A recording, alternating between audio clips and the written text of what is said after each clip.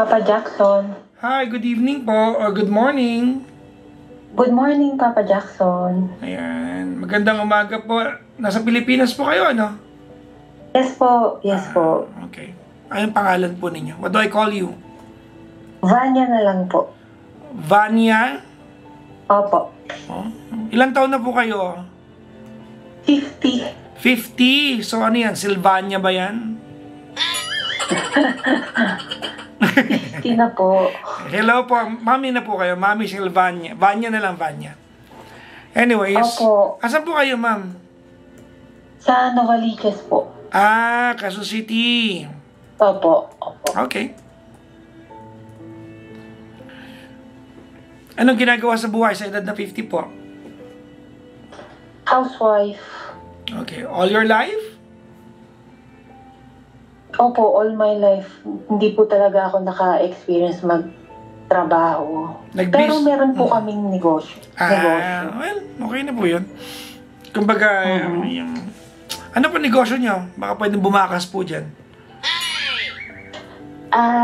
Dati po, nung kaputukan ng food park, meron po kaming pwesto sa mga food park. Alam mo dati, nagganyan ako negosyo. Alam mo ang ginawa ko? Nirentahan ko yung buong food cart, pinarentahan ko. Oo. Ayun, nalugi ako. So, yun. hindi. Kasi di ba, yung food cart business ng time na yun, ano siya, parang, ano siya, ano, uso-uso, no? Opo. Tapos parang nag-die down yung, ano, yung uso. Ang dami nalugi food park nun, ha? Oo. Pero, good thing naman po, ano po kami, as in, tumagal. Hanggang ngayon, bukas pa. Nung pandemic po, nagsarado kami, tapos ngayon po, hindi na uso food park, kaya nagsolo na lang kami, nag-rent talaga kami ng isang place dito para buti pa kayo. Buti pa kayo, no? Kasi yung iba, ano no? Yung iba, ako nawalan ako ng negosyo pandemic, ma'am. Salon. Opo, pinafollow ko po kayo. Alam ko po yung mga negosyo nyo. Naku. Pwede pala mag-solicit dito, mayaman pala to. Ilan na po anak? Charot lang. Ilan na po anak niyo, ma'am? 3 na po. 3. Malalaki na po sila. Nagtatrabaho na yung panganay ko. Alright. Ba't ka po napatawag? Napatawag po kasi ako kasi feeling ko sa sarili ko masyado akong maraming kinimkim na sama ng loob sa asawa ko.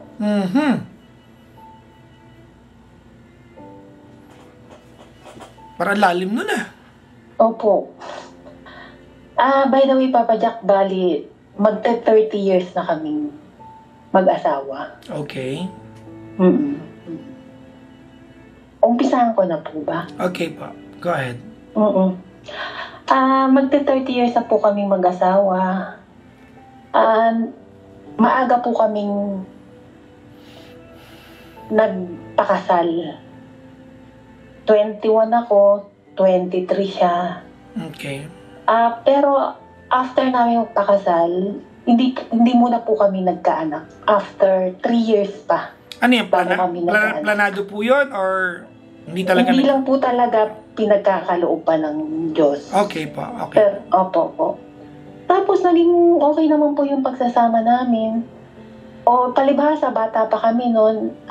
Siguro parehas kami immature. Ako po kasi yung first and last girlfriend niya eh. Oo. Feeling ko, nung mga time na yun, hindi pa siya sawa sa pagkabinata. Kaya, habang mag-asawa kami, ginagawa pa rin niya yung gawain ng isang binata. Ano po ibig sabihin nun? Pumupunta siya ng beer house, nakikipag-meet siya sa mga... Kasi nung araw, uso ho yung di ba, yung mag-eyeball. Kahit mag-asawa na kayo, ginagawa niya yan? Oo, ginagawa niya yan. Paano mo alam Ginagawa niya. nahuhuli mo talagang deliberately? Nahuhuli ko kasi hindi siya magaling magtago. Okay. Tapos ito po, yung pagpunta niya ng beer house,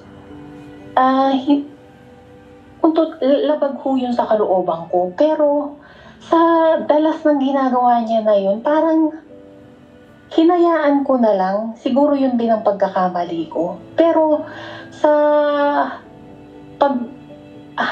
dahil hinayaan ko, parang kitimkim ko na lang lahat ng mga sama, yung mga hinanakit ko, na sige, bahala ka sa buhay mo. Pero unti-unting may nabubuo sa kalooban ko na sama ng loob, ganun. Tapos po, natigil yun. Nagsawa na rin siya. Tapos, lumipat naman siya sa nakikipag meet up, nakikipag-text meet, ganun. Tapos, itong medyo may edad na kami, nabanggit ko nga ho sa inyo na may negosyo kami, na ang mga tauhan ko may mga itsura. Isa sa mga tauhan ko, bilang asawa, naramdaman ko ho sa kanya na kursunada niya yung isa kong tao, isa naming tao. So, kumbaga parang malagkit ang tingin niya doon. Oo. Tapos, nirecord niya yung pangalan ng babae sa yung tao namin na yun, sa ibang pangalan. Na-discover ko yun. So, wala namang dahilan para palitan niya yung pangalan. Bakit i-record niya sa pangalan ng lalaki? O, kumbaga parang may vested interest yun pag ginawa mo yun no? Oo. Kinonfront ko siya tungkol doon. Nagpalusot siya na kesyo pinag-usapan daw nila ng mga staff ko yun na dapat ganito yung tawag nila sa ganun. Ako sa isip-isip ko, sa tanda ko ba namang to, lolokohin mo pa ako? Parang ganon. Di lumipas yung panahon, ganon. Tapos, nalaman ko na lumabas sila nung staff ko at siya kasama yung kumpare niya. Yung babaeng yon? Oo, yung babaeng sila yun. Lang? Yung babaeng yon. Kaya nga, sila lang. Oo, sila lang ho. Sila, bali, tatlo. Dalawa silang ng kumpare niya, pati yung babae. Tapos syempre ho, nung nalaman ko yun, bilang asawa, masakit ho sa kalooban ko yun. Tapos nung dumating siya doon sa mismong, may food park pa ho kami nung panahon na yun. Dumating siya sa food park na parang wala lang, kasi ako yung tumatao doon Saan po ba sila nagpunta, ang tanong? Nag-Starbucks, ganun. Nag-Starbucks? Tapos, pigil na pigil yung galit ko noon, nanginginig ako sa galit. Pero alam ba ng babae na alam mo? Hindi niya alam. Yung babae naman, in fairness dun sa bata pa kasi. Baka wala lang magawa. Oo, in fairness sa bata, wala lang sa kanya. Yung kasi bata Kumbaga, bilang asawa, kumbaga para sa bata, malilibre sa Starbucks, di go, parang gano'n. Oo, gano'n. Pero bilang asawa, may hint ako sa asawa ko. Siyempre, sa tagal na namin nagsasama. Alam ko na yung galawan niya. Di nung dumating sila dun sa food park na parang wala lang. Pero ako nanginginig ako sa galit, pinigilan ko hanggang sa makauwi kami ng bahay. Yun, nasaktan ko siya. Nagwala talaga ako, as in sobrang wala. Tapos kinabukasan yun, parang wala lang sa kanya. Parang wala lang sa kanya yung ginawa niya, na parang hindi niya ako nasaktan ng husto, emotionally. Tapos lumipas na naman yung panahon, naging okay kami. Tapos eto na naman, may bago kaming negosyo, meron kaming naging customer, may itsura. Ang ginawa niya, kinuha niya yung Facebook account, cellphone number. Tapos, kunyari, ewan ko kung kunyari o totoo, nireto niya sa kaibigan niyang binata. O di nagkakilala yung babae tsaka yung binata. Pero later on, nakikita ko at nafe-feel ko sa kanya na siya ang may pagtingin doon sa tao. Hindi dahil kinuha niya yung number para ireto. Hindi. Bilang asawa, ramdam mo yun, di ba, Papa Jack? No, you could be wrong. Jack. No, you could be wrong. Ko rin alam. Tsaka, sa dami ng chat, meron kasi silang group chat eh. Nagtataka ako sa kanya, bakit laging may personal message siya doon sa babae? May group chat na nga sila. Tsaka bilang may asawa, hindi mo kailangan magkaroon ng, ang katwiran niya kasi kaibigan lang niya yun. Hindi mo kailangan magkaroon ng kaibigang babae na ipapasundo mo pa sa bahay nila para lang pumunta doon sa negosyo namin. Kung ano mang yung negosyo namin, pinapasundo niya ng motor o pumunta ka dito, ipapasundo kita. Hindi gawain ng matinong may asawa yun, di ba, Papa Jack? Bakit niya pinapasundo, ma'am?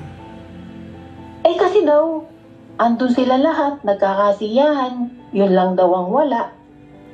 Papasundo kita kasi daw yung isang kaibigan nila, may problema, paki-comfort naman, ganun. Okay. Pero bilang may asawa, bakit mo gagawin yun? Yun ang tanong. Kinonfront ko rin siya tungkol doon. May asawa kang tao, bakit ka magpapasundo ng dalaga? Sabi ko sa kanyang ganun. Tapos sabi niya, barkada lang daw, barkada. Sabi ko, barkada, wala pa nga isang buwan mong kakilala yan, pinapasundo mo na. Tapos kung mabiro mo, below the belt, lahat ng pwedeng punahin sa isang tao na puna niya. Ultimong cutics, ultimong kilay, lahat ng maliliit na detalye sa taong yun. Punang-puna niya. Pati day off, alam. Alam niya lahat. Ang sa akin, Papa Jack, kaya ako tumawag sa'yo. Namuuna yung parang hindi nasama ng loob yung nararamdaman ko sa asawa ko eh. Parang napakarami ko ng resentment na nararamdaman, nakinimkim sa mahabang panahon na ngayon lang ako sumasabog. Tapos ito, recently lang, yung anak ko, nagkukwento siya sa amin na, kasi may girlfriend na yung anak ko eh. Ilan po anak niyo? 3 po, Okay. 3. May girlfriend na kasi anak ko, nagkukwento siya na, Mami, yung girlfriend ko, hindi ako pinayagan sumama sa org kasi baka daw mang babae lang ako doon, gano'n. Tapos sabi ng asawa ko, dapat hindi ka nagpapahawak sa liig sa girlfriend mo pa lang naman yan. Tapos sabi ko naman sa anak ko, dapat kasi anak, pag mga ganong bagay, hindi mo na pinapaalam sa girlfriend mo kasi choice mo naman yung kung sasali ka sa org o ano. Di ang kina-endingan daw po, hindi na lang siya sumali para hindi sila mag-away. Tapos, biglang sinabi ng mister ko sa harapan ng anak ko na, yung mami mo nga nung mag-boyfriend, girlfriend pa lang kami, may nag-double timer yan eh. Parang nagpanting yung tenga ko. Nanlalaki ka daw, parang gano'n. Nag-double timer habang boyfriend ko raw siya nung college kami. May isa pa daw akong boyfriend, sabi niya. Parang sinabi ko sa sarili ko, bakit bigla mong binanggit yan sa anak natin? Ano? Tapos naalala ko lahat ng kasalanan niya sa akin. Wait lang, totoo ba yun? Hindi po. Nawala kang history ng cheating sa kanya? Wala po, wala talaga. Saan nanggaling yun? Ba't may gano'n siya sinasabi? Hindi ko alam sa kanya. Hindi ko alam. Nagpanting yung tenga ko, ang instinct ko, banggitin ko lahat ng kaluwang ginawa niya sa akin habang mag-asawa na kami. Tapos ang sagot niya sa akin, huwag mo akong sinisiraan sa anak natin. Ang sa akin, ikaw tong nauna eh. Bakit bigla mong babanggitin yan? Hindi nga ako nag-boyfriend habang tayo. Tsaka kung talagang napatunayan niya na nag-boyfriend ako habang kami nung bata pa, nung teenage years namin, dapat iniwanan na niya ako, di ho ba? Kung talagang meron talaga akong lalaki. Oh, ang sa akin, Papa Jackson, hindi ko alam kung ang nararamdaman ko sa asawa ko galit ba? O sama lang ng loob? O hindi ko alam kung sobrang matindi na galit ko sa kanya na parang nasa loob ko lang na hindi ko mailabas. Kasi pag sinasabi ko sa kanya, lagi niya akong dinidismiss. Wala siyang time makinig na parang ang dating, para yun lang Pero hindi niya alam, masyado nang malalim para sa akin. Parang ang dating sa akin, Papa Jack, masyado nang emotionally damaged ako sa mga ginawa niya sa akin. Yung kinuwento ko sa'yo, Papa Jackson, iilan lang yan. Siyempre yung ibang matitindi, hindi ko na ikukwento. Dapat nga ikwento mo yung iba kasi ang totoo yan yung kinuwento mo na pinasundo niya sa ganito. Parang actually, ano nga yun Oo. Tapos wait lang. Ito na lang, isa na lang yung kukwento ko. Apo. Nung time na yun, nag-BB house nga siya. Ang masakit sa akin, yung kinumpare niya ako sa ka-table niya. Na bakit yung ka-table ko ganyan, ba't ikaw hindi? Yung parang masyado namang masakit sa akin, bakit mo ako ikukumpara sa babaeng hindi ko naman ka-level? Asawa mo ako Tama. Ina ako ng mga anak mo, bakit mo ako ikukumpara sa ka-table mo? Tama. Yun ho. Yun yung sa akin. Pero sa kanya, wala lang yun. Na feeling niya, hindi ako nasasaktan sa mga pinagsasabi niya, sa mga pinaggagawa niya. Itong recent, ang lagi niyang katwiran sa akin, barkada lang, barkada. Marami siyang kaibigang babae, pero sa lahat ng na-encounter ko, yun ang pinaka-special treatment sa lahat. At lahat yun, laging may meme. Alam mo yung pipicturean niya yung babae, gagawa niya ng meme, nag-e-effort siyang i-edit yung picture ng babae, tas isesend niya. Kunyari, gagawin niya katawa-tawa. Kasi ako naniniwala ako, Papa Jackson, ang lalaking walang gusto. Kahit tumambling ng babae sa harapan niya, kung hindi kanya talaga type, hindi kanya type Ang lalaki, pag kursunada niya, lahat ng maliliit na detalye, punan niya. Well, Tama po ba ako? Not necessarily correct. Hindi naman po, not necessarily correct. Kasi ayaw naman natin na may mga nakikinig sa atin ngayon at sabihin nila, pag nakakapo na raw ng iba, may gusto. Hindi naman laging tama po yan. But in your case, wait lang po. In your case kasi may pinanggagalingan ka na. So medyo kumbaga may bit-bit ka ng sama ng loob to begin with. Opo, sobra. Nandun na tayo That's why. That's why. Kaya medyo meron ka ng pinanggagalingan sama ng loob. Opo. Kaya ako tumawag, Papa Jackson. Kasi, ang nararamdaman ko, alam mo yung kahit naguhugas ako ng pinggan, naiiyak ako, naliligo ako, gusto kong sumigaw sa sobrang sama ng loob ko, nagwawalis ako, bigla na lang tumutulo yung luha ko, yung mga ganong bagay, na gusto kong gumaan man lang yung pakiramdam ko na bakit ganito yung nararamdaman ko, yung parang gusto kong ibulalas lahat ng sama na loob ko, pero parang useless lang sa kanya, na kahit anong sabi ko, parang hindi rin naman niya ako papakinggan. Did you have a ready question for me, Vanya? Sa totoo lang, Papa Jack, wala. Okay. Kasi feeling ko, can I be honest? Opo. Feeling ko, you are way past the point wherein you want to make a decision. If anything, nagkakwento ka na lang talaga ngayong gabi. Oo, totoo yun, Papa Jack. Sumasagi sa isip ko yun Na parang, pero ano ba, habang buhay na lang ba akong ngangawa, iiyak, pero kisimkimin? Vanya, Opo. do you realize na naging toxic ka na rin? Oo, Okay. oo, opo. Opo. Honestly,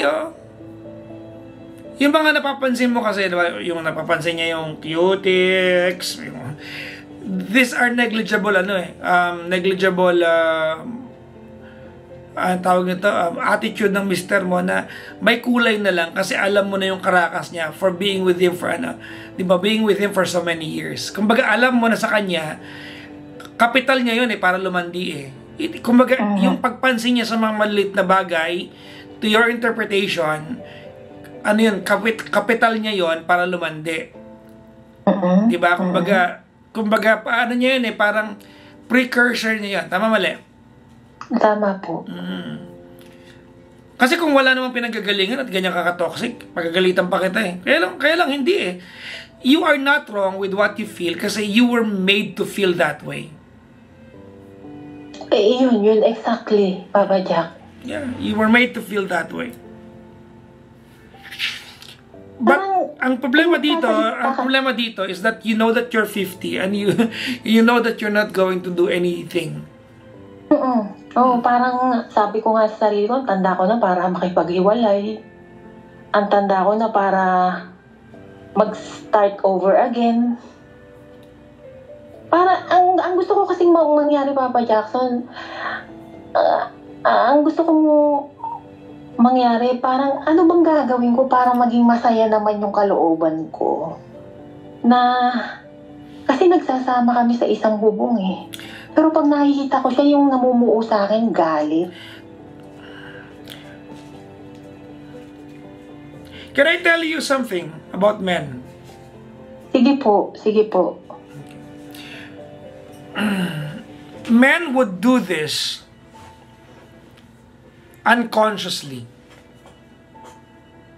Not at any point I'm going to lawyer him or defend his actions because for so many years he has invalidated the fact that he can hurt you so bad.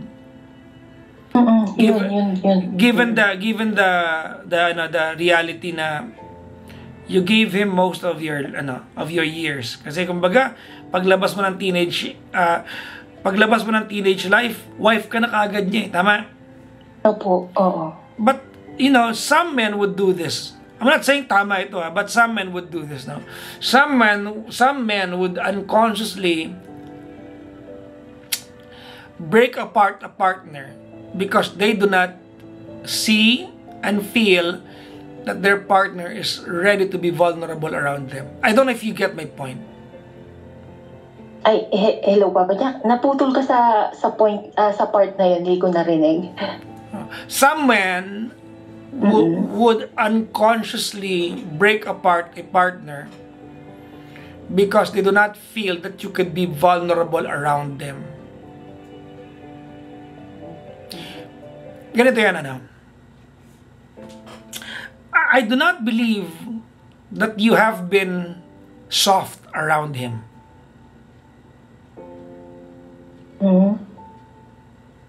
Pupusta ko, you've never been soft around him. You have always maintained the facade, di ba, that you are uptight kasi nga marami ka ng sama ng loob. Gets mo ako? Gets po. Yes. So, hindi niyo nakikita yung soft side mo. At nasanay na kayo, it has become a way of life to the two of you. Tama, mali? Tama. And men, by nature, would break you apart. Because men would only take care of what's vulnerable. Tama. You have not been vulnerable around him. Tama. So without him, hindi ko magatanggol to lalaking to Opo, but without him, doing it deliberately, he would break you apart because he so wanted to see your soft side. Now, in the same breath, listen carefully. In the same breath, yan din ang dahilan kung bakit malalapit siya sa ibang babae because these women are soft towards him. And you're not. Bakit ko sinasabi sa'yo to? Ask me why. Bakit, Papa Kasi Jack? hindi ka makikipaghiwalay. You might as well try all the necessary remedies you can have. Did I make sense? Yes, Papa Jackson. Ulitin ko ha. Kasi hindi ka na makikipaghiwalay, so you might as well try all the available remedies you can ever have. You agree with me? Agree, Papa But Jackson. on the other hand, I know it will not be easy kasi punong-puno ka na ng resentment. Word mo to eh. Oo. Punong-puno ka ng Punong-puno ako ng resentment sa kanya. Kumbaga, you do not believe that your husband has a good side. Tama mali? Meron naman, pero mas lamang kasi yung... You know, if anything, you did not tell me. Wala kang sinabing maganda. Puro pangit ang sinabi mo. Pero, meron naman. yes, I know meron. But the fact that I have to squeeze it out from you, ibig sabihin, hindi mo siya nakikita. Importante kasi sa atin yung how do we see someone, no? What's our bottom line when we're looking at the person? And your bottom line looking at him is that he is one person who represents pain. Nothing more, nothing less. He makes you suffer. That's it. Iyan ang tingin ko ngayon. Iyan ang nararamdaman ko ngayon. Yeah. Kaya yung sinasabi ko sa'yo, kahit naguhugas ako ng pinggan, naiiyak ako. Kahit anong ginagawa ko, naiiyak ako. Pero siyempre hindi ko pinapakita sa kanya yun.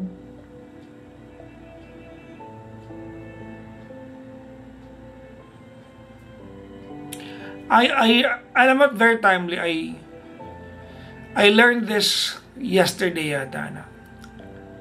That men will productively react to what's vulnerable to them. And you are not.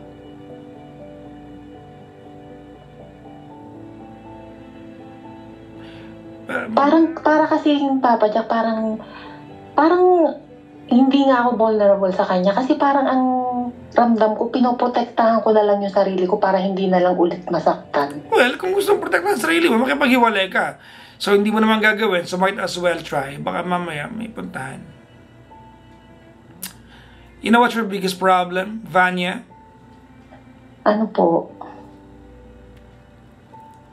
His friends believe that he is an okay guy. Tama, mali? Tama. You don't. Alam mo kung bakit? Bakit? You're not friends. Oo, hindi talaga. Hindi kami magkaibigan. Work on that. Hindi. Work on that. Hindi. Tsaka, ito pa, Papa Jackson. Ang katwiran ko kasi, hindi naman magiging close sa'yo yung isang babae kung hindi mo hinayaan. I don't believe you heard me tonight. Hindi. Naintindihan ko yung sinabi mo, Papa Jackson. Ito yung point of view ko lang. Na hindi mapapalapit sa'yo yung isang opposite sex. Lalo na't kung ikaw ay may asawa. Kung hindi mo hinayaan. No. Let me put this into context now. Yes, I agree with you that he has history of cheating. Of course, there's a high, di ba, a high likelihood that he might cheat on you again. Tama? Tama. I agree. But in the same breath, ayoko rin umuo sa'yo that when you are married, you are not supposed to have friends. Tama naman, tama rin. So, kaya mo nakikita ito na nakakairita sa'yo kasi nga, hindi siya makapagkwento sa'yo. Hindi siya magkukwento sa'yo. Bakit? Hahanapan mo na mali. Hindi kayo magkaibigan eh. Alam mo, dalawang tao magkaibigan, pwede mo sabihin lahat ng pangit at maganda. Even your most undesirable tawag na to thoughts, pwede mo ikwento dapat sa tropa mo. Without being judged. Oo. Ikaw, judger na kayo sa bawat isa eh. Tama ka. Imagine mo yan, no? Mapansin lang niya yung kuko ng iba, feeling mo niloloko ka na. Hindi ka mali kasi may pinanggagalingan ka na. Kung gusto mo manatiling ganyan kayo, be my guest. But if you're telling me na hindi ka na makikipaghiwalay, then why allow yourself to go on in life, di ba? suffering. Kasi andyan na yan eh. Hindi mo na pwedeng balikan yung nung 24 po siya, nag-beer-house po siya. You stayed with him for 30 years. Ano man ang nagawa niya noon, pinalagpas mo yun eh. Ba't mo bitbit ngayon? Pinalagpas mo na yun eh. Yun din ang ano ko sa sarili ko eh. Dapat noon pa lang pala nagsalita na ako. Meron din akong pagsisisi sa sarili ko. Sinisisi ko rin yung sarili ko na dapat pala nung panahon na yun, hindi ko kinimkim, dapat pala nagsalita ako. Tama po. Bakit ngayon lang ito lumalabas sa akin kung kailan matanda na ako? Gusto mo ng surprise?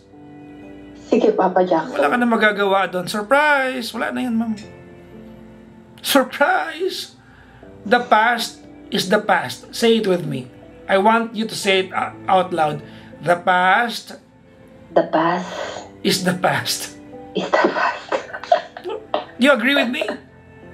Oo, tama ka. Wala kang magagawa. Ma'am, wala na.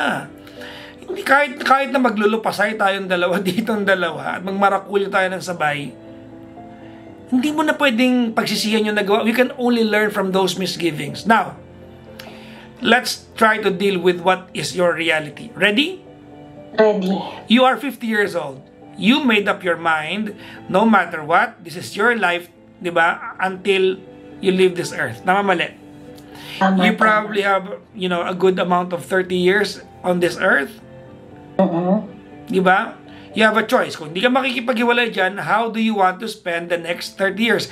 Being protective of yourself, at araw-araw ka na i-stress, or try a different method. I believe he's not yet experienced your best side. Tama, mali? Tama. Give it to him. It's not a guarantee it's going to work. For all we know, baka hindi nga niya deserve eh. Oo. Diba? Oo. But you're staying there. Might as well give it a try. Andyan na yan eh.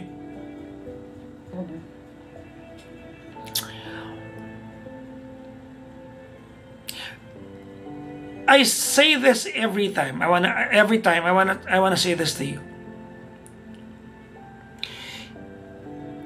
You know what's a good love story is? Ano po yun? It's not finding a person who's going to love us. It's the other way around. It's finding a person to love.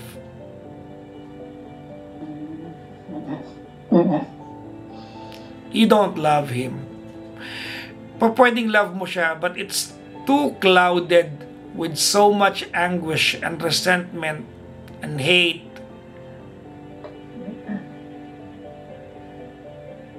Did that make sense, ma'am? Bakit mo nasabi, Papa Jackson, na hindi ko siya mahal? May kinuwento ka ba mabuti tungkol sa kanya? Kasi Wala. ko kasi yung sama na loob ko. Exactly. Diba?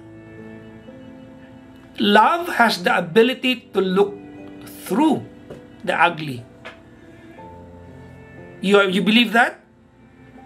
Oo, tama ka. Wala. Well, Vanya, you have a chance to turn this around. Turn this around. Kung wala mangyari, di wala. Kung meron, di malay mo, yun ang inaantay mo.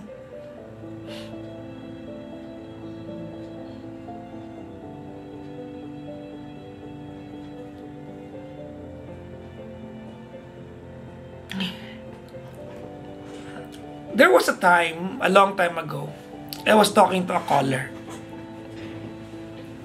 And I will tell you the same advice I gave her before I let you go tonight. Ready po? Ready po. Ready. Gusto kong ma-experience mo to, Vanya. No? That one day, you are telling him all that he's done to hurt you habang nakayakap sa kanya. Yung hindi ka nagisigawan. Yung sinasabi mo lahat ng kasalanang ginawa niya, lahat ng pagkakataon na nasaktan ka, pero nakayakap ka sa kanya.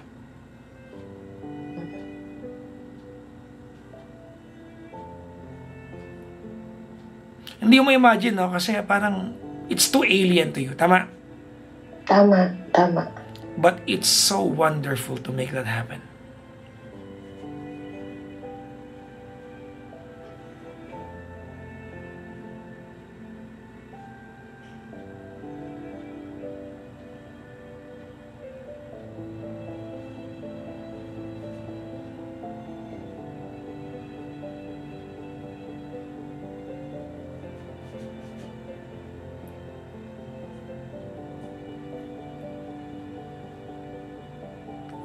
What are you thinking? Iniisip ko yung mga payo mo sa akin, Papa Jackson. Kasi wala siya dito ngayon kaya nagpursige talaga akong tumawag sa'yo.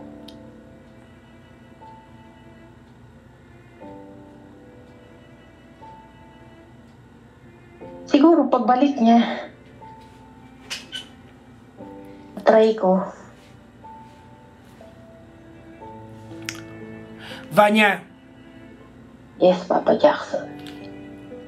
Life has a funny way of making us realize the importance of things through time. You agree? Ay, ulit na, Papa Jackson. Life has a funny way of making us realize what's important through time. When you have a limited time, parang every little thing that you can do to improve a relationship seems so important. Tama? Tama. Yeah. And you still have a lot of time. Kaya mo yan, ma'am. Kaya mo yan. Kaya mo yan. Kaya ko naman talaga. Kaso mas nangingibabaw kasi talaga sa akin yung hinanakit. I know. I can feel it.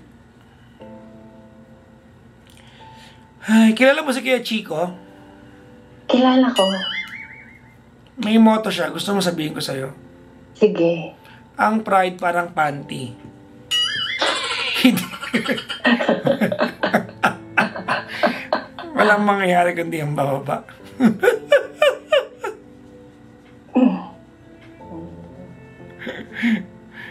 So, baba mo na yung pride mo. Malay mo, sumunod yung panty. Natawa siya.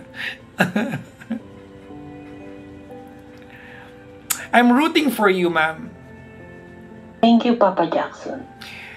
Alam mo, do you want to know what I'm thinking right now? Ano yun? Ask me. Ano po yun, Papa Jackson? Ang weird ng buhay, no? Maybe may mga pagkakataong makakasalubong kita sa isang mall and I would look at you and you would look like as if you're so accomplished in life but you have this petty problem in life, no? Totoo. Hindi ka naman nagugutom, maayos naman ang buhay mo, but here you are broken inside. No? Totoo yun. Kaya di ba nga may kasabihan, be kind sa kahit sinong makasalubong mo, makasalamuhan tama mo. po. Kasi hindi mo alam yung pinagdadaanan nila. Yeah. Actually, Papa Jackson, may picture ako sa'yo Tsaka yung husband ko. Well, I hope to meet you again soon when things are better. Yes, Papa Jackson. Thank you, Papa Jackson. I am rooting for you. Good luck po, ma'am. Salamat, Papa Jackson, sa advice. Kahit paano, naliwanagan ako. Kasi wala talaga akong makausap. Wala akong kaibigan. Nandito lang ako sa loob ng bahay. Hindi naman ako palalabas na tao. Salamat talaga, Papa Jackson. Mag-you're welcome ako kapag naayos nyo na po yan. Tawagan mo ako ulit, ha? Yes, Papa Jackson. Salamat. Bye-bye po. Bye-bye.